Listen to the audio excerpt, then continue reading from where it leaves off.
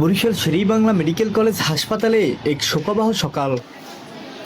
ভুল ইঞ্জেকশনের অভিযোগে মাত্র 5 মিনিটের ব্যবধানে প্রাণ হারালেন দুই রোগী। প্রথমে মারা যান পটুয়াখালীর কুয়াকাটার বাসিন্দা 60 বছর বয়সী শেফালী বেগম। গলার টিউমারের সমস্যা নিয়ে গত 8 মার্চ হাসপাতালে ভর্তি হয়েছিলেন তিনি। স্বজনদের অভিযোগ, রবিবার ভোর 6:30টার দিকে এক সেবিকা তাকে ইঞ্জেকশন দেন। ইঞ্জেকশন দেওয়ার কিছুক্ষণের মধ্যেই তার অবস্থার অবনতি ঘটে এবং অল্প সময়ের মধ্যেই তিনি মারা যান।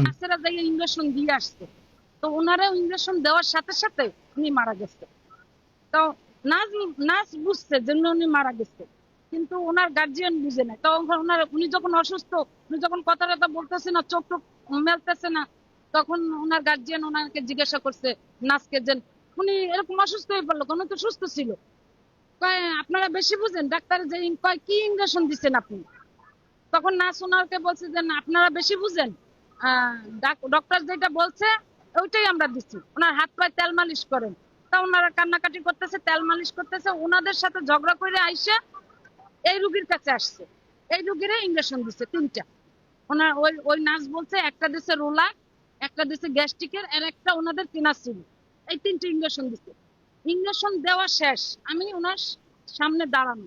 ইঞ্জেকশন দেওয়ার সাথে সাথে উনি শুয়ে পড়ছে। শুয়ে পড়ে মুখ দিয়ে ফেনা বের হয়েছে, প্রস্রাব করে দিচ্ছে। সাথে সাথে প্রস্রাব হয়ে গেছে আর ফেনা বের করে দিচ্ছে, সাথে সাথে মারা গেছে। থাইরয়েড 5,000 ভর্তি হয়েছে, অপারেশন লাগবে। তা আজকে অপারেশনের ডেট পড়ছে সকাল 8টায়। না সিস্টারে কেন ইঞ্জেকশন দিয়েছে, সাথে সাথে আর পরান গেছে।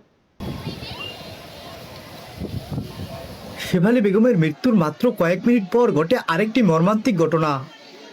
দ্বিতীয় রোগী হেলেনা বেগমকে অপারেশনের প্রস্তুতির সময় ইঞ্জেকশন দেন সেবিকা মলিনা রানী হালদার।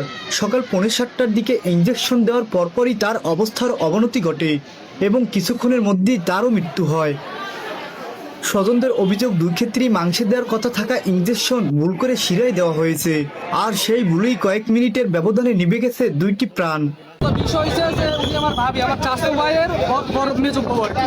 তো ওনার টনসিলের সমস্যা ছিল, গলায় অপারেশনের জন্য উনি গতকালকে আসছিল এখানে। তো একটা মানুষ যদি অপারেশনের জন্য ওনার অপারেশন থিয়েটারে নেওয়া হয় এবং তার বডিকে যদি আপনার অবাস করানোর জন্য যে ইঞ্জেকশনটা দেওয়া হয়, সেটা তো একজন ডক্টর ছাড়াও তো একটা ইন্টার্নশিপের নতুন নার্স এসে দিতে পারবে না, পারবে সম্ভব। এবং যে ইঞ্জেকশনটা আপনার একটা অপারেশন থিয়েটারে বসে একটা ইঞ্জেক্ট করা হবে, সেটা তো আপনার বহিরাগতভাবে একটা বেডে এসে তো দিতে পারবে না, পারবে।